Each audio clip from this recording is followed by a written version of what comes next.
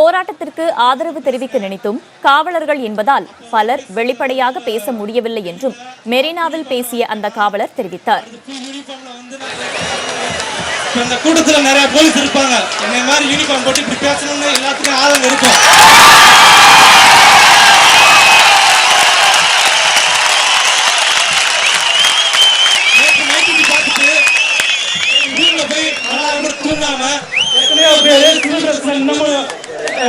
கூட்டத்திலே இருக்காங்க.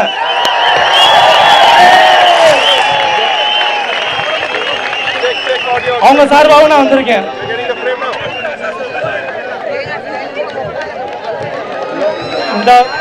இது வரைக்கும் எந்த ஒரு போராட்டத்திலையும் போலீஸ் இப்படி கலந்துட்டது இல்லை, நான் ஒத்துக்கிறேன்.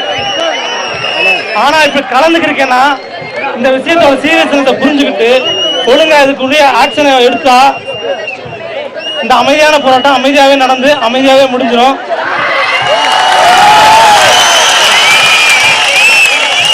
இந்த மண்ணை தான் காந்தியும் பிறந்தாரு, இந்த மண்ணை தான் நேதாஜியும் பிறந்தாரு. நான் வச்சுக்கோ